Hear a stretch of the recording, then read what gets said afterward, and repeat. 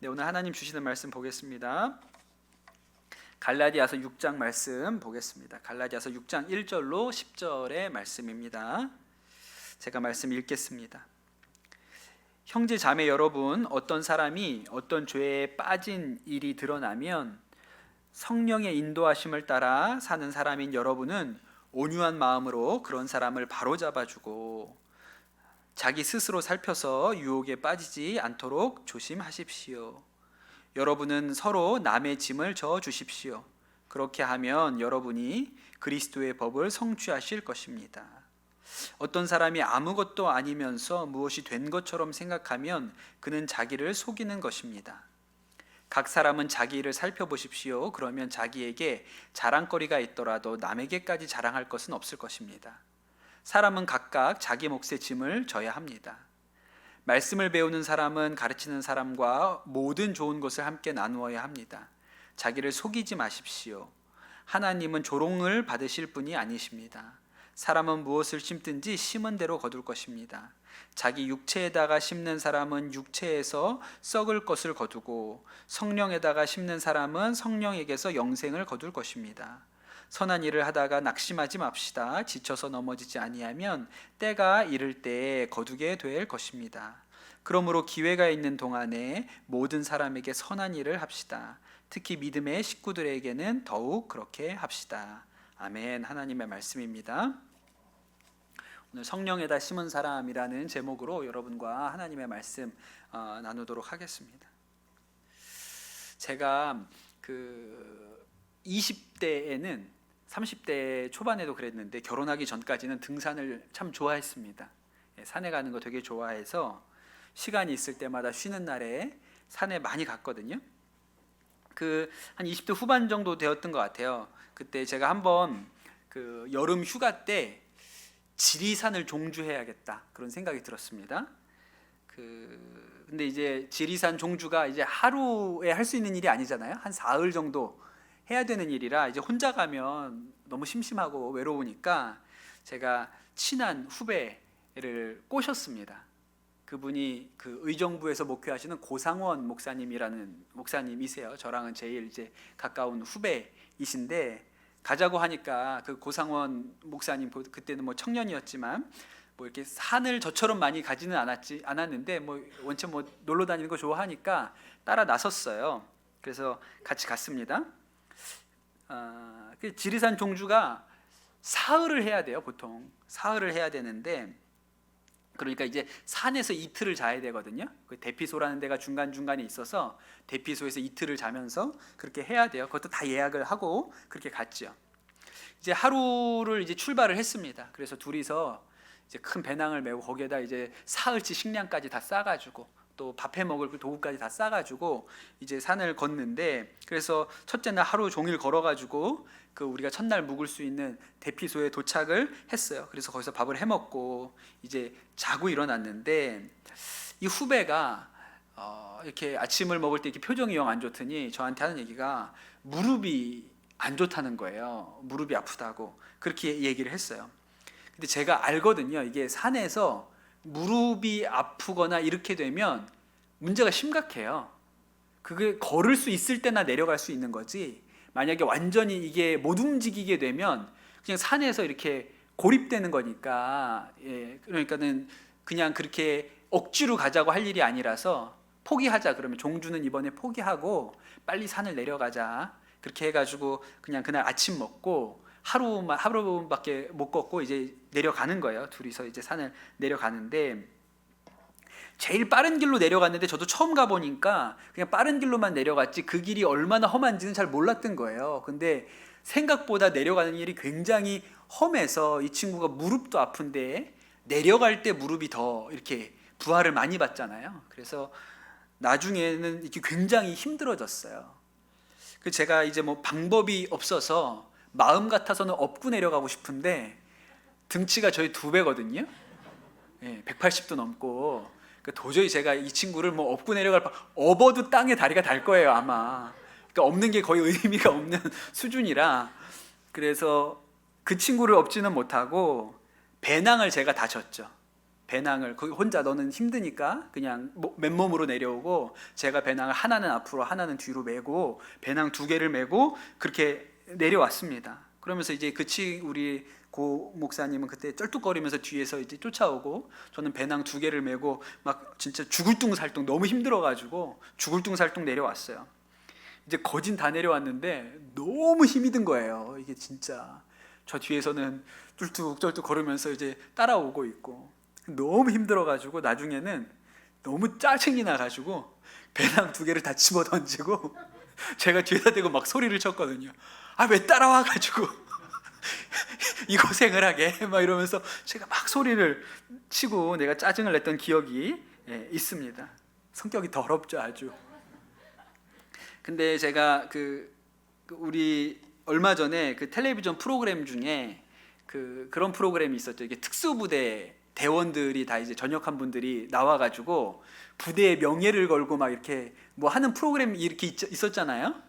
거기서도 뭐 아주 체력적인 한계에 도달하는 그런 것들을 많이 보여줬는데 다 특수부대 출신인데도 불구하고 거기에도 이제 저질 체력들이 있더라고요. 꼭 한두 명씩 저질 체력이 있어가지고 그분 때문에 막 이제 못 가고 이런 일들이 생기죠. 그럼 그때도 딱 보니까 아주 좀 체력에 자신이 있고 힘 있는 사람이 군장을 대신 져주고 그래가지고 막 이렇게 하잖아요. 근데 제가 이걸 가만히 보니까 막 이렇게 힘내라고, 야 힘내 할 수 있어 이렇게 하는 게 아니고 그 사람들도 엄청 짜증내더라고요. 못 따라온 사람한테 막 소리 지르고 야 막 이러면서 막 하더라고요. 그러니까 저만 나쁜 놈은 아닙니다. 저는 특수부대도 아니니까 저만 나쁜 놈은 아니고 그런 상황이 되면 다 화도 나고 힘들게 돼 있는 것이죠. 다른 사람의 짐을 진다는 게 대단히 어려운 일이에요. 우리가 누군가의 짐을 대신 진다는 것이 사실은 굉장히 어려운 일이죠.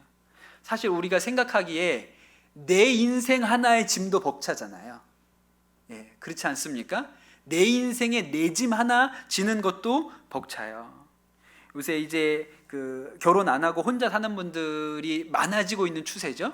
근데 이해가 되는 면이 있죠. 아, 내 몸 하나도 힘들어.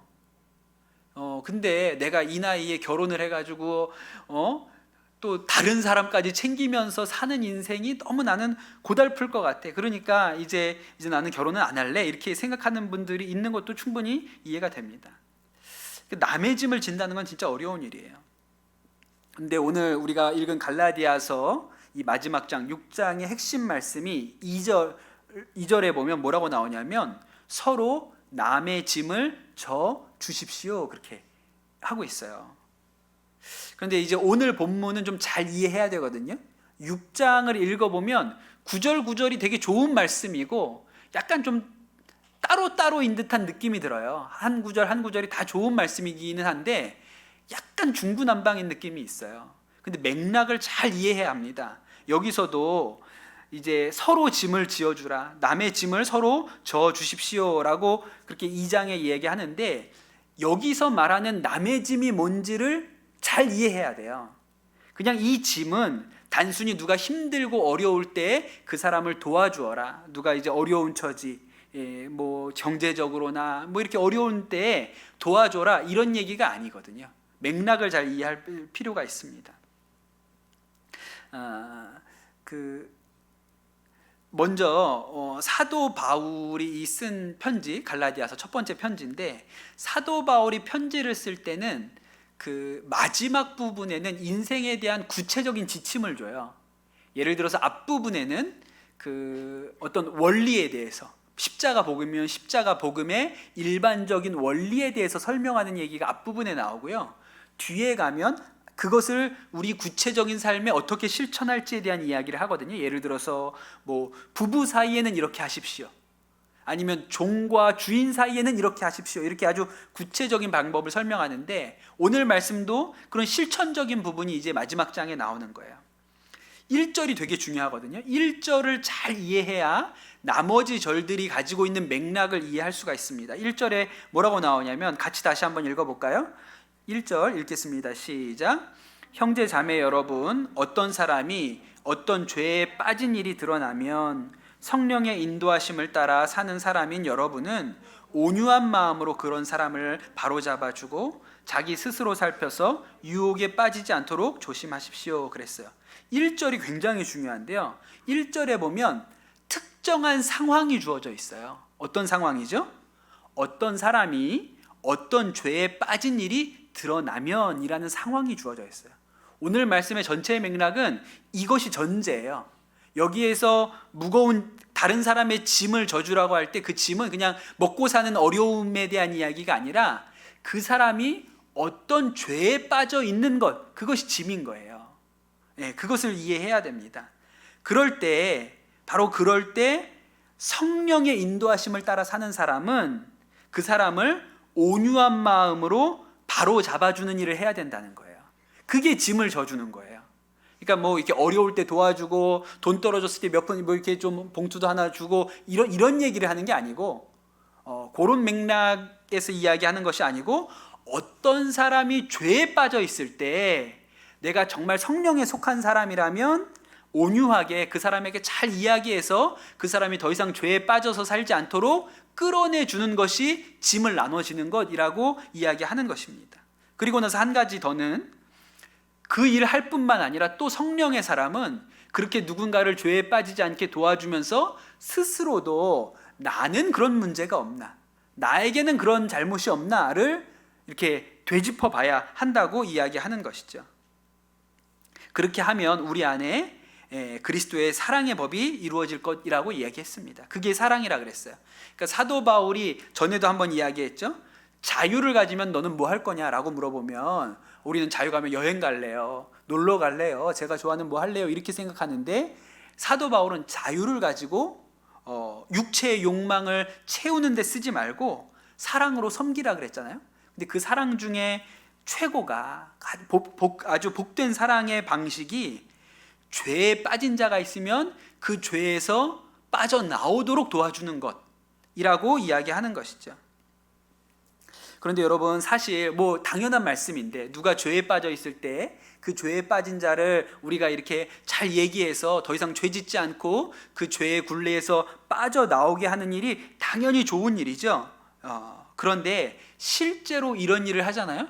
굉장히 어려운 일입니다.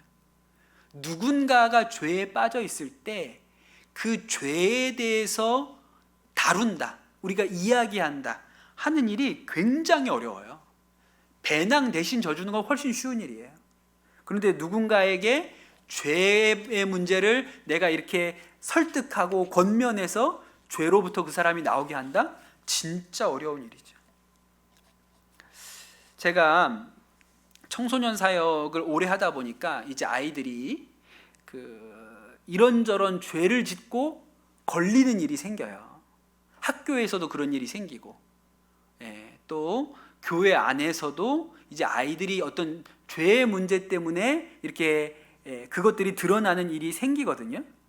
그럼 이제 제가 나서서 그걸 풀어야 되잖아요. 교회에서 뭐 아이들끼리 싸웠다든지, 아니면 어떤 아이가 교회에서 절도를 했다든지, 뭘 훔쳤다든지, 아니면 뭐 하여튼 요새는 진짜 기가 막힌 일들도 있어요. 막 이렇게 온라인에 이렇게 범죄와 연루되고 이런 일들이 실제로 아이들한테 일어나거든요.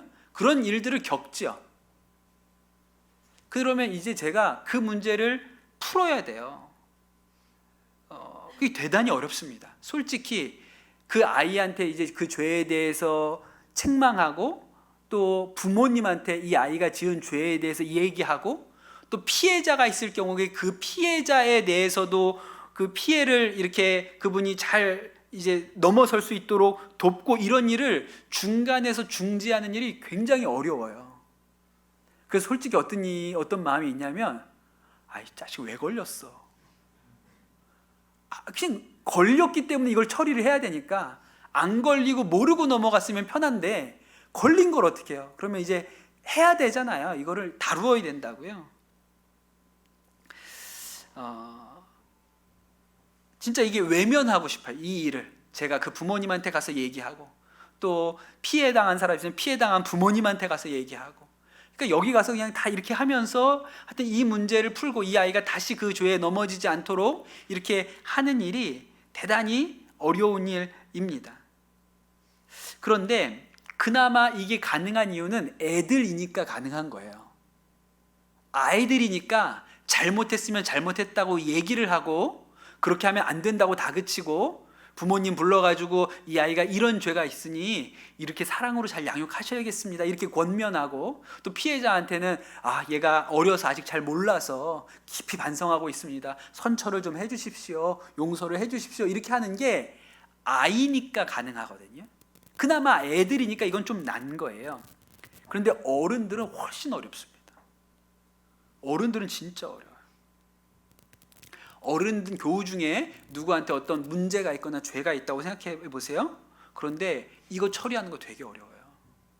제가 선한목자교에 있을 때 우리 교회 안에 이렇게 많이 있었던 문제 중에 어떤 게 있냐면, 늘 교회 안에서 어떤 광고 하죠. 속회 시간에 교인 간에 상행위 하지 말아라, 다단계 권유하지 말아라. 내가 한다고 교회 속회나 아는 사람들한테 이거 하지 말라고 이야기 하잖아요. 근데 누가 한다는 거예요. 그런 얘기를 이제 제보를 듣잖아요. 누가 한다더라. 그럼 이제 이거를 이제 처리를 해야 된다고. 그냥 놔두면 안 되니까 처음에는 속장님 가서 얘기를 좀 하시라. 속장님이 가셔서 이제 그렇게 하시면 안 된다고 얘기를 해라. 근데 이제 속장님이 얘기했는데 안 듣더라. 그럼 이제 신방 전도사님한테, 전도사님 가셔서 좀 앉혀놓고 잘 좀 얘기를 좀 해주세요. 근데 신방 전도사님 가서 얘기했는데 막 도리어 막 화를 내더라는 거예요. 그럼 이제 누가 나서야 돼요? 목사가 나서야 되잖아요. 이제 계속 그걸 해야 되니까, 하고 싶은 게 아니라 해야 되니까 하는 거예요. 근데 목사는 그런 일이 쉽겠습니까? 가서 그 얘기를 하는 게 쉽겠어요? 갔는데 이제 생각을 해보는 거죠. 이게 속장님이 말해도 안 듣고 전도사님이 말해도 안 듣는데 내 말은 들을까? 이런 생각이 들죠. 그리고 또 저한테 와가지고 또 눈을 똑바로 뜨고, 목사님 다단계가 뭐가 그렇게 나쁜 거예요? 네? 아니 이게 합법적인데, 이게 뭐 나라에서도 괜찮다고 그러는데 왜 교회에서만 우리한테 이렇게 얘기를 하시고 저를 막 죄인 취급하시고 이렇게 하는데 전 너무 기분 나빠요. 목사님 때문에 상처받았고요. 전 이 교회 안 다닐 거예요. 교회가 너무 사랑이 없는 것 같아. 이렇게 나올 가능성이 높다니까요. 그러니까 이제 그 얘기를 하려고 가면서도 사실은 조마조마한 거예요. 그리고 그런 상황을 안 겪었으면 좋겠지. 그러니까 그게 하고 싶어서 가가지고, 누구는 뭐 그 얘기하는 게 좋아서 합니까? 해야 되니까 가서 하는 건데 힘들어요. 그렇게 하는 게. 애들은 너 잘못했어 그러면 그냥 잘못했다고 그냥 이러고 있지만, 하지 말라 그러는데 난 해야겠다 그러면 난감하잖아요. 구속시킬 수도 없고. 예? 경찰에 어제 우리 아들한테 제가 뭘 했더니 경찰에 신고해야겠다고 제가 화를 냈더니 경찰에 신고해야겠어. 근데 그럴 수도 없는 거 아닙니까? 그러니까 어려운 거예요. 그러니까 사실은 누군가가 죄에 빠져 있다 하고 할 때 그 죄의 문제를 다루는 일, 죄의 짐을 같이 지라는 일은요 굉장히 어렵습니다. 그냥 말로만 하면 되는 게 아니에요. 죄 짓지 마세요. 그냥 너 그거 죄야. 너 그거 하면 안 돼. 이러고 끝나는 문제가 아니라는 거예요. 최근에 한 시사 프로그램을 제가 봤는데, 하여튼 요새 마약 문제가 되게 심각한가 봐요. 하여튼 마약 구하기가 되게 쉽대요. 제가 이렇게 찾아도 오늘에 뭐 하루 안에 구할 수 있을 정도로, 마음만 먹으면 구할 수 있을 정도로 쉽대요. 그렇게 어려운 게 아니라고, 아주 문제가 심각하다는 내용의 그런 시사 프로그램이었는데, 그러면서 그 프로그램에 누가 나왔냐면 한 재벌 기업의 손녀, 마약 때문에 몇 번이나 감옥에 갔다 온 한 재벌 기업의 손녀가 나왔어요. 여러분 아마 아실 거예요. 제가 이름은 거론하지 않겠습니다만 그 재벌집 딸이 나왔어요. 근데 이 재벌집 손녀가 이런 일이 한두 번이 아니었거든요. 그전에도 사건이 여러 개 있었어요. 그러니까 그냥 제 생각에는 그냥 나쁜 사람이에요. 그냥 정신없는, 부잣집 정신없는 딸내미.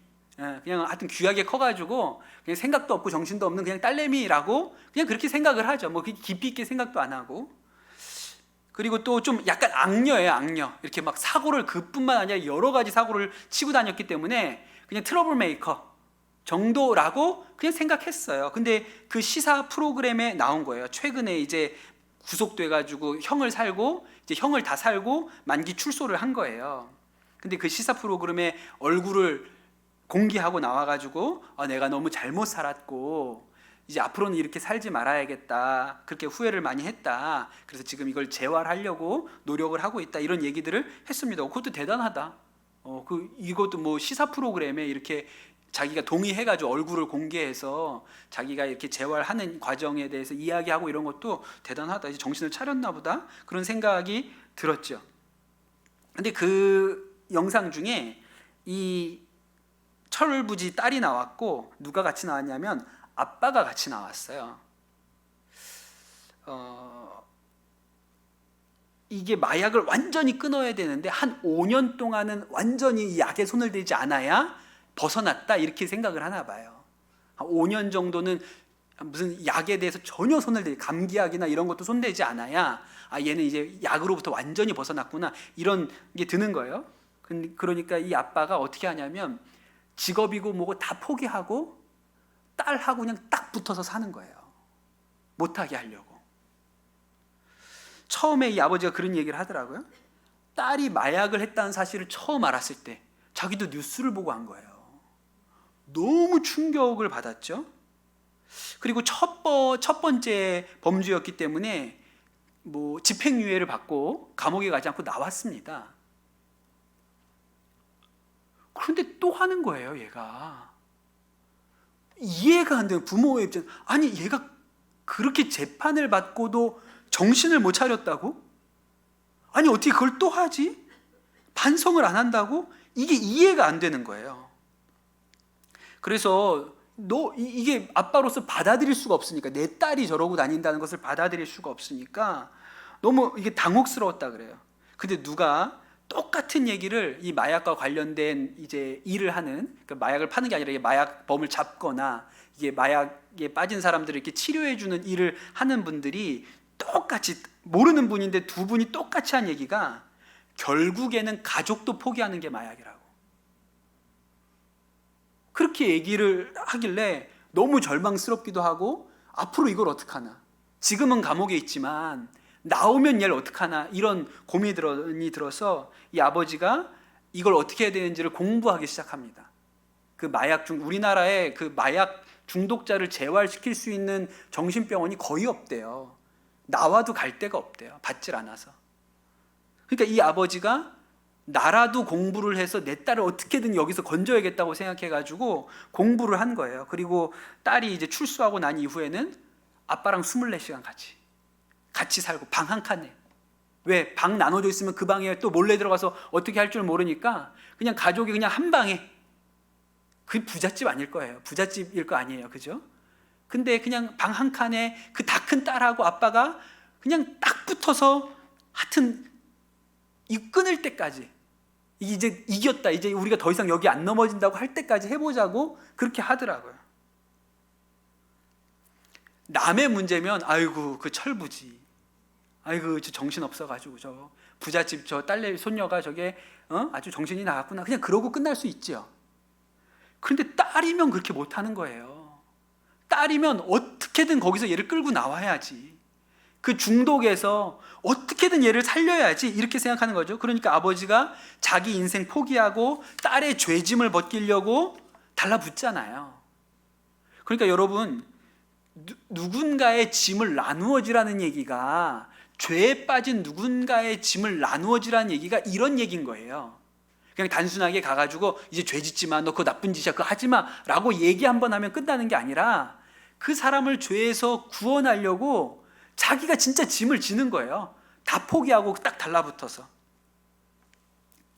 제가 청소년 사역할 때 맡았던 학생 중에 진짜 범죄자가 하나 있었거든요. 아주 불우한 환경에서 자랐어요. 엄마 없이. 할머니가 키우면서 아주 진짜 주폭이 있는 아빠가 있었고, 할머니 밑에서 자란 아이가 있었습니다. 어렸을 때부터도 아주 문제가 많았고, 가면 갈수록 이제 그 강도가 세졌어요. 그러니까 얘는 어디 가서 그냥 사고 치는 정도가 아니고 범죄예요, 범죄. 경찰서로 잡혀가야 되는, 뭐 절도, 뭐 이루 말할 수가 없어요. 이게 프라이버시가 있어서 제가 아는 것만 5손가락에 얘기할 정도, 범죄 사실만 그럴 정도로 그런 아이가 있었습니다. 결국 재판도 받았어요. 재판 받았는데 다행히도 그 판사님께서 선처를 해주셔가지고 소년원은 안 보내고 그 보호시설로 얘를 보냈습니다. 그 보호시설이 나사로의 집이거든요. 이름도 참 잘 졌죠. 나사로의 집. 그래서 제가 또 거기도 면회를 갔잖아요. 가가지고 이 아이를 만났더니 이제 그 보호시설에서 얘가 그래도 잘 있어서 저 보고 잘못했다. 내가 너무 잘못 살았다. 그때 중학생이었는데 잘못 살았다. 잘못했다. 내가 여기서 잘 살고 있고 반성하고 있다고 매일같이 이렇게 편지도 써가지고 내가 오늘 이렇게 살았다. 이렇게 편지도 써가지고 그렇게 또 공부도 좀 하고 있었어요. 그래서 거기서 그 면회를 가서 보고 와가지고 너무 다행이다. 얘가 비록 이렇게 돼가지고 저렇게 보호시설에 들어갔지만 너무 잘 됐다. 이제 좀 정신이 드는 모양이다. 이렇게 생각을 했어요. 제가 그 아이 본 모습 중에 제일 정상적인 모습이 그 나사로의 집 있을 때예요. 근데 문제는 뭐냐면 너무 빨리 나왔어요. 한 2년 푹 썩었어야 되는데 너무 빨리 내보낸 거예요. 그래서 그 시설을 나왔거든요. 나와서도 처음에는 저한테 목사님 제가 잘 살아보겠다고 약속을 하고 그랬는데 얼마 가지 않아서 다시 비행이 또 시작됐습니다. 그러니까 그때 거기 들어가기 전에 어울렸던 그 나쁜 애들하고 또 만나는 거예요. 그러니까 여지없이 섞여가지고 또 그렇게 살아요. 너무 속상하고 화가 나고 그랬죠. 나중에는 또 사고치고 다니니까 제가 감시한다고 아침에 학교 도착하면 나한테 전화해. 학교 끝나면 나한테 전화하고 학교 끝나고 집에 가면 또 나한테 전화해. 전화 안 오면 제가 전화하고요. 그래가지고 꼼짝도 못하게 학교 도착했으면 제가 확인하고 학교 끝나고 집에 가면 제가 확인하고 집에 왔는지 제가 확인하고 그렇게 막 전화를 계속 하게끔 이렇게 했거든요. 근데 안 돼요. 그게 안 돼요. 그렇게가. 그래도 놀라운 거는 교회는 꾸역꾸역와 온갖 나쁜 짓을 하는데 교회는 나와요. 그런 아이가 하나 있었습니다. 그러니 여러분, 이 죄의 짐을 진다는 게, 누군가가 빠져있는 죄의 짐을 나눠진다는 게 얼마나 힘든 일입니까? 제 아내가 그 청년부 전도사 할 때 있었던 일인데, 그 맡고 있었던 청년 중에 여자 청년이 하나가 이제 결혼 전에 임신을 한 거예요. 큰일 났죠, 진짜. 이거 어떡하나 이랬는데 이제 아내가 전도사니까 상담 요청을 한 거예요. 뭐라 그래야 돼요? 우리 매뉴얼은 뭐냐면 낳아야지. 무슨 대가를 치르더라도 낳아야지. 이렇게 해야 되는 게 매뉴얼이잖아요. 근데 솔직히 생각해보세요. 낳으면 어떡할 건데? 이 20살짜리 여자애가 그 애기 낳으면 이제 어떡할 거냐고. 이제 그렇잖아요. 그러니까 그 얘기를 해주기가 쉽지가 않은 거예요. 그러니까 제 아내도 너무 고민이 돼서 그 엄마한테, 저희 장모님이죠. 장모님도 목사님 사모님으로 오래 사셨으니까 어머니한테 이런 일이 있는데 어떻게 해야 되냐고 전화를 한 거예요. 그랬더니 저희 장모님이 좀 끓는 피시거든요. 피가 끓으세요. 이렇게 철철 끓어요. 근데 장모님이 전화로 뭐라 그랬냐면, 야, 무조건 낳아야 된다 그래. 무조건 살려서 데리고 와. 무조건 살려서 데리고 와. 애는 엄마가 키울 거니까 너는 살려서 오기만 해. 걔가 안 키워도 된다고 얘기해. 힘들면 걔가 안 키워도 돼. 엄마가 데려다 키울 거니까 너는 무조건 살려서 데리고만 와. 그렇게 얘기를 하셨다는 거예요. 제가 그 얘기를 듣고 대단하시구나. 그걸 누가 데리고 오라 그래요. 대신 키워줄 테니까 살려서 오기만 하면 내가 키울 거니까 넌 이제 신경 안 써도 돼. 네 인생에 이 아이가 장애가 되지 않도록 내가 대신 키워줄 거니까 무조건 살려와. 그런 얘기를 누가 할 수 있냐고요. 그러니까 죄의 짐을 나누어진다는 게 대단히 어려운 거예요. 그냥 누구한테 잘못했으니까 그거 하지 마. 이제 그 나쁜 거야 하지 마. 요 정도가 아닌 거예요. 진짜 그 사람의 삶을 죄에서 나오게 하려고 나눠줘야 되니까 너무너무 어려운 것이죠.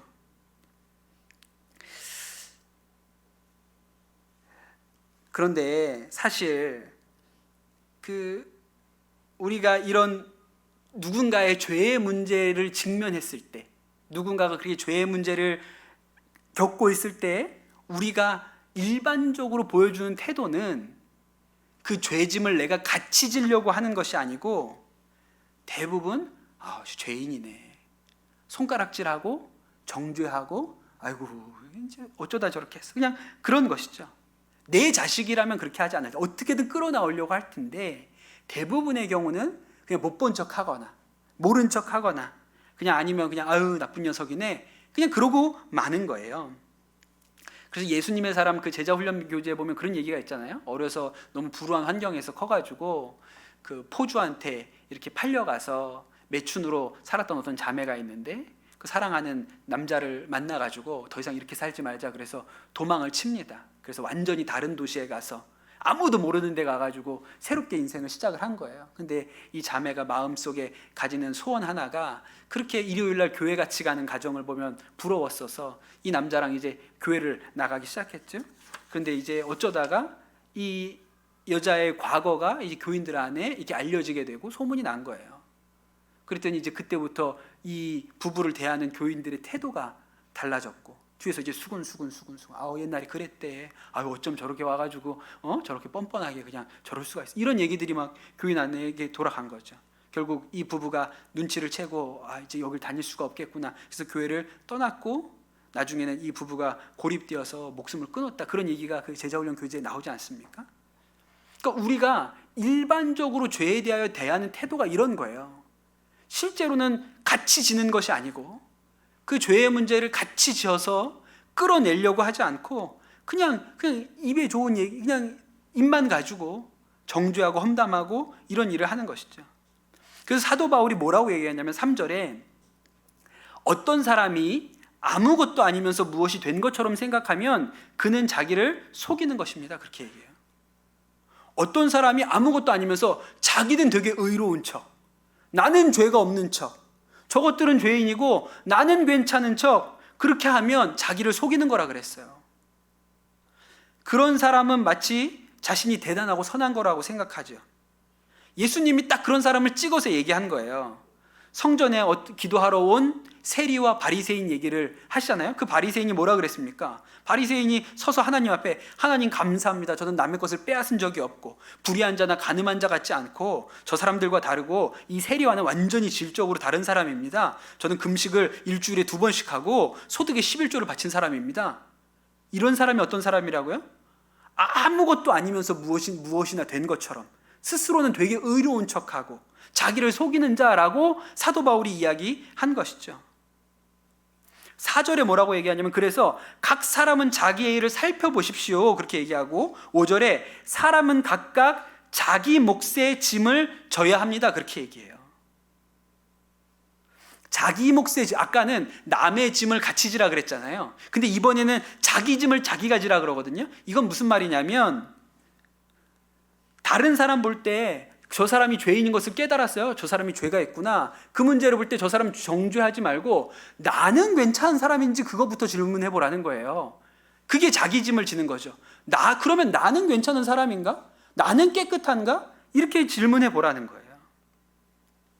아까 얘기했던 그 문제 학생 있잖아요. 이 문제 학생이 그렇게 교회는 안 빠지고 나온다 그랬잖아요. 교회는 안 빠져요. 제가 막 어떤 때는 잘못하고 오면 뭐라고 혼내키냐면 그럴 거면 너 교회 못하러 나와. 그래도 교회는 나와요.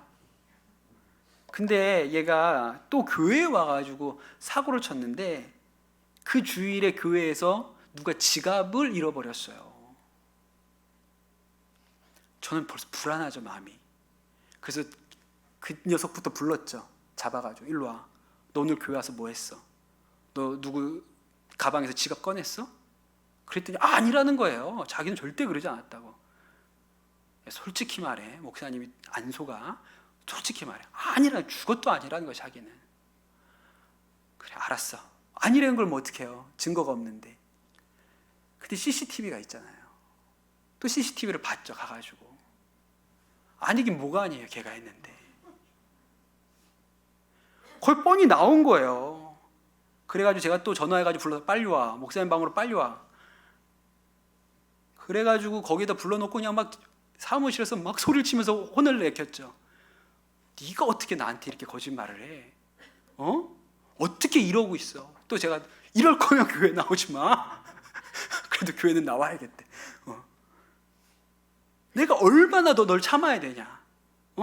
몇 번을 얘기하랬냐고 막 아주 막 고래고래 소리를 지르면서 막 혼을 내켰죠. 그렇게 혼내키고 돌려보내는데 막 화가 나는 거예요, 제 안에. 어쩜 저 녀석은 저렇게 안 바뀌고 저럴까? 그렇게 잔뜩 화가 나 있는데, 그 사무실에 앉아 있는데 하나님이 저한테 뭐라고 물어보시냐면, 야, 네가 화내는 게 옳으냐? 네가 쟤한테 소리 지르는 게 옳아? 너는 쟤보다 나아? 네가 쟤보다 낫냐고. 야, 쟤는 죄를 지면 걸리잖아. 넌 안 걸렸고. 쟤는 걸리내고 넌 안 걸린 것뿐 아니야. 쟤는 걸려가지고 혼나기라도 하지, 너는 안 걸려서 숨어서 도망 다니잖아. 너는 쟤보다 나아? 하나님이 저한테 그렇게 물어보시더라고요. 할 말이 없는 거예요. 그래서 사도 바울이 뭐라고 얘기합니까? 7절에 자기를 속이지 마십시오. 자기를 속이지 마십시오. 하나님은 조롱받으실 분이 아닙니다. 사람은 무엇을 심든지 심은 대로 거둘 것입니다. 8절에 자기 육체에다가 심는 사람은 육체에서 썩을 것을 거두고 성령에다가 심는 사람은 성령에게서 영생을 거둘 것입니다. 그렇게 얘기하시죠. 기가 막히지 않습니까? 속이지 말라는 거예요. 네가 누굴 보고 너가 죄인이잖아, 네가 그렇게 나쁜 짓을 했잖아, 그렇게 정죄하면서 속이지 마. 너는 괜찮아. 너는 멀쩡한 사람이야. 너는 의로워. 너는 그렇게 말할 자격이 있어? 점검해 보라는 거예요. 속이지 말고. 그러면서 하는 얘기가, 사람이 심은 대로 거둔다. 육체에다 심는 사람은 육체에서 썩을 것을 거둔다. 그렇게 얘기를 하세요. 육체에다 심는 사람이 어떤 사람입니까? 나를 의롭다고 여기는 사람이죠. 나는 불의한 자나 간음한 자나 저런 죄인하고 다릅니다. 나는 괜찮은 사람입니다. 라고 자신의 육체를 자랑하는 사람이 육체에 심는 사람이에요. 육체에 심는 사람. 갈라디아서를 따라 보자면, 나 할례 받았어. 나 바리새인이야. 난 율법 열심히 지켰다고. 내가 교회 권사고, 내가 교회 장로고, 내가 교회를 위해서 얼마나 헌신을 하고 헌금을 했는데, 입으로는 죄인입니다 그러지만 실제로면 나 정도면 괜찮지, 나 정도면 의롭지 라고 생각하는 사람이 어떤 사람이에요? 육체에 심는 사람이에요. 내가 의롭다고 내 육체에다가 자랑하려고 심는 사람인 것이죠. 그런데 성령에다가 심는 사람은 달라요. 성령에다가 심는 사람은 어떻게 하는 사람이에요? 내가 죄인이지. 내가 죄인이지. 그런데 예수님이 나도 용서해 주셨지. 그렇게 생각하는 사람이 성령에다가 심는 사람이에요. 나도 의롭지 않지, 나도 용서받은 죄인이지 라고 여기는 사람이 성령에다가 심는 사람이에요. 이런 사람이 뭘 할 수 있냐면 자기의 죄짐도 지고 남의 짐까지 내가 질 수 있는 사람이 그런 사람이죠.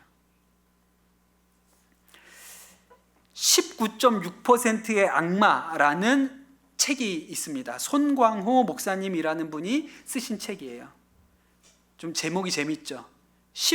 16.9%의 악마. 이게 무슨 뜻일까요? 16.9%. 뭐가 16.9%가 뭘까요? 소주의 알코올 도수가 16.9래요. 그래서 16.9%의 악마는 술악마예요. 술악마. 술귀신. 이분이 한 30년을 넘게 알코올 중독자로 사셨던 분이거든요. 17살 때부터 술을 입에다 댔고, 또 이렇게 불량한 친구들하고 어울려서 술 먹고 싸우러 다니고, 군대에서도 음주로 사고 쳐가지고 강제 전역을 당했고, 가족들하고 남미로 이민 갔는데 거기에서도 술 먹고 사고 쳐가지고 추방당해서 혼자 한국에 와서 살았어요. 그러니까 이제 그때부터는 완전히 술로 산 거예요. 어느 정도로 먹었냐고 그러냐면, 술을 안 마시면 손이 떨려서 있을 수가 없어가지고 손 안 떨려고 술을 마셨대요. 제일 많이 먹었을 때는 하루에 소주 15병 먹었대요. 배불러서 못 먹을 것 같지 않아요? 아니, 취하는 건 둘째 치고 15병을 배불러서 먹을 수가 있습니까? 그렇게 먹었대요. 그 2시간에 한 병씩, 2시간에 한 병씩 먹어야 손이 안 떨려서 그렇게 먹었다는 거예요. 가족들이 도저히 안 되니까 정신병원에 입원을 시켰는데 10년 동안 36번을 갔대요.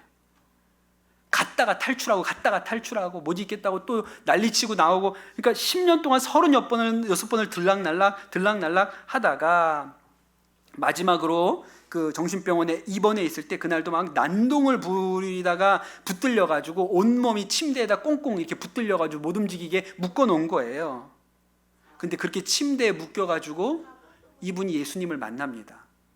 그 전부터 이제 예수 믿는 집에서 태어난 사람이기는 해요. 그래서 그때 그 정신병원에서 예수님을 만나요. 그리고 완전히 달라지죠. 그때부터 술을 끊습니다. 그리고 나서 10년 동안 술을 안 먹었어요. 대단하죠. 이제 끊었는데 술을 안 먹었어요. 그러다가 이제 내 삶이 어느 정도 정상으로 되돌아왔구나 이렇게 생각이 들었는데, 미국에 사업차 갔다가 그 저녁 때 이제 뭐 혼자 호텔에 들어있으니까 심심하니까 맥주 한 캔 정도는, 이제 10년 됐는데, 이제 먹은 지 10년 됐는데 맥주 한 캔 정도야 뭐 어때? 그래가지고 맥주를 한 캔 까서 먹었는데 중독 증상이 올라오기 시작하고 다시 무너져 내리기 시작한 거예요. 그래서 이렇게 다시 술에 빠져서 또 허우적거리고 있으니까 안 되겠다, 이렇게 살아서는 안 되겠다. 그래서 사업도 다 정리하고 신학교를 들어갑니다. 그래서 신학 공부하고 술 끊고 목사님이 되셨어요. 그러니까 아주 뒤늦게 목회를 하신 거예요. 지금 70이 넘으셨어요. 인천에서 목회하고 계시고, 그리고 이분도 실제로 이제 이 알코올 중독자들을 만나가지고 그들을 이제 그 중독으로부터 이렇게 끌어내는 그런 사역들을 하고 계시죠. 근데 여러분, 알코올 중독자들 그렇게 만나가지고 그들을 섬기고 끌어내는 사역을 하면 얼마나 실패가 많겠어요. 한 번에 끊는 사람이 어디 있습니까? 끊어야지. 그러고 들어와서 울며 이젠 안 먹을게요 하고 또 어떻게 해요? 또 다시 술 먹고 술 취해서 들어오고. 그런 일을 얼마나 많이 반복하고 얼마나 많이 보겠습니까? 그럼 이 손 목사님 뭐라 그럴까요? 그런 사람들 보고, 아유, 그것도 못하냐 너는. 그렇게 의지가 없어서 어떻게 해? 응? 야, 좀 끊어봐, 이렇게 할까요? 그렇게 안 하죠. 뭐라 그러시겠어요? 괜찮아. 나도 그랬어. 나는 더 했어. 난 10년 동안 정신병원만 36번을 갔다 왔다. 나도 30년을 그러고 살아서 너처럼. 그래도 하나님 구원하셨잖아. 예수님이 나 같은 사람도 사랑하시는데 너는 얼마나 더 귀하냐. 너는 나보다 훨씬 낫다. 포기하지 마라. 그렇게 하지 않겠습니까? 손 목사님도 무슨 얘기하냐면, 옆에서 어머니, 기도하는 어머니, 또 아내가 끝까지 믿어주고 사랑해주지 않았으면 절대 술 못 끊었을 거라고. 그 사모님 대단한 분이에요. 그렇게 술 15병씩 먹는 그때도 뭐라 그랬냐면, 당신은 아름다운 하나님의 사람이니 포기하지 말라 그러셨대. 기가 막힌 분이신 것이죠. 얼마나 복된 일입니까? 그래서 여러분, 누군가를 죄에서 끌어내는 일이 얼마나 귀한 일이에요? 그래서 오늘 말씀에 뭐라 그랬냐면, 성령에다가 심은 사람은 성령에서 영생을 거둘 것입니다 그랬어요. 성령에다가 심은 사람은. 그러니까 이게 사람이 됩니까? 이게 사람이 노력해가지고 그게 받아지고 수용이 되고 이게 참아져요? 아니죠. 성령에 심었으니까. 이분은 성령께 심은 거예요. 그러니까 성령에게서 영생을 거두게 되는 거죠. 그래서 바울이 이 말씀 마지막에 기가 막힌 얘기를 해요. 9절, 너무 유명한 말씀인데 우리가 맥락은 모르고 이 말씀 되게 좋아하는 말씀이 있어요. 선한 일을 하다가 낙심하지 맙시다. 지쳐서 넘어지지 아니하면 때가 이를 때에 거두게 될 것입니다. 선한 일을 하다가 낙심하지 맙시다. 얼마나 많이 받겠어, 실패하는 걸. 그 죄에서 끌어내려고 하니까 안 되는 걸 얼마나 많이 받겠어요? 근데 정죄하지 말고, 넌 안 돼. 하나님도 너 포기했어. 이러지 않고, 괜찮아. 나도 구원받았잖아. 너가 왜 안 돼? 넌 나보다 훨씬 더 나아. 나 같은 죄인도 구원받았으면 너한테 안 될 일이 어딨어. 하나님이 나 같은 사람도 사랑하시는데 하물며 너는 얼마나 더 사랑하시겠니? 그러니 그 사람에게 선한 일 하다가 낙심하지 맙시다. 안 된다고 생각하지 맙시다. 지쳐서 넘어지지 아니하면 때가 이를 때에 거두게 될 것입니다. 그렇게 이야기하는 것이죠. 여러분, 한 사람을 죄짐을 나누어지고 그 사람을 죄에서 끌어내려면 얼마나 실망할 일이 많습니까? 얼마나 그게 다시 무너지고 돌아가고 그런 일들이 얼마나 많겠어요? 그런데 바울이 얘기하잖아요. 낙심하지 말라. 선한 일 하다가 낙심하지 말라. 누군가를 죄에서 끌어내려다가 낙심하지 말라. 지쳐서 네가 넘어지지만 않으면 때가 되면 하나님 거두게 하실 거다. 왜? 성령에다가 심었으니까. 우리가 성령님에게 심었으니까. 우리는 못하지만 성령님에게 심은 사람은 된다. 그렇게 이야기하고 있는 것이죠. 여러분, 우리 성도들 안에도 우리 자녀들이나 또 남편이나 아내나 뭐 부모님이나 가족이나 세상적으로 바르지 않고 문제가 있고 중독이 있고 술에 빠져 있고 뭐 마약에 뭐 여러 가지 인생의 문제들, 죄에게 사로잡혀 있는 이들이 있죠. 여러분, 우리가 할 일은 뭐입니까? 정죄하는 게 아니야. 어우, 저 인간. 아이고, 내 새끼지만 어떻게 저 녀석 저러고 사냐. 이렇게 하는 게 아니고, 나도 구원받았는데 네가 왜 안 되냐. 주님이 나도 살렸는데 네가 왜 안 되겠냐. 야, 나는 더 넘어지면 더 넘어졌지. 너는 나보다 훨씬 나니까 너도 그 죄에서 벗어날 수 있다. 예수님이 너도 사랑하신다. 나 같은 자도 사랑받고 건진받았는데 너가 왜 안 되겠느냐. 속으로도 우리가 마음으로도 우리가 지치고 낙심되고 넘어질 때, 야, 이게 안 되느냐 이런 생각이 들 때, 무슨 소리야. 나도 구원하셨는데 왜 얘는 안 되겠어. 나도 새 생명 얻었는데 왜 내 자식이 안 되겠어. 나도 영생을 얻었는데 왜 내 남편은 안 되겠어. 나도 넘어지고 또 넘어지고 또 넘어지고 또 넘어진 것을 일으켜주시고 또 일으켜주시니까 여기까지 왔지. 나도 구원받았으니 이 사람도 되겠다. 나도 구원받았으니 내 아들도 되고 내 딸도 되겠다. 그것이 우리의 믿음인 것이죠. 사도 바울이 이렇게 얘기하잖아요. 선한 일 하다가 낙심하지 맙시다. 선한 일 하다가 낙심하지 맙시다. 지쳐서 넘어지지 않으면 때가 이를 때에 거두게 하실 것입니다. 1절로 다시 돌아갑시다. 형제 자매 여러분, 어떤 사람이 어떤 죄에 빠진 일이 드러나면 성령의 인도하심을 따라, 여기도 기가 막히죠. 성령의 인도하심을 따라 사는 사람인 여러분은 온유한 마음으로 그 사람을 바로잡아 주고 자기 스스로 살펴서 유혹에 빠지지 않도록 조심하십시오. 나도 죄인인데 구원받았지. 나도 죄인인데 새 생명 얻었지. 그러면 너도 된다. 너도 산다. 너도 구원받는다. 너도 끊는다. 된다. 9절에 선한 일을 하다가 낙심하지 맙시다. 지쳐서 넘어지지 아니하면 때가 이를 때에 거두게 될 것입니다. 여러분, 이 말씀을 마음에 굳게 받으시기를 축복합니다. 여러분, 정말 귀한 일 합시다. 우리가 정말 선한 일, 귀한 일 합시다. 누군가가 죄에 빠져 있는 것 보면 아유, 안 되나 봐. 내 자식이지만, 내 남편이지만, 아유, 저 안 되나 봐 라고 하지 마시고, 된다. 나도 구원하셨는데, 나도 살리신 주님이 왜 너는 살리지 못하겠냐. 된다. 여러분, 우리가 이 믿음 가집시다. 선한 일 하다가 낙심하지 마시고 지쳐 넘어지지 아니하면 때가 이를 때에 거두게 하실 줄로 믿고, 여러분, 그렇게 성령으로 심는 사람들 되시기를 예수님의 이름으로 축복합니다. 우리 오늘 주신 말씀 붙들고 우리 같이 기도하고 찬양하고 기도하도록 하겠습니다.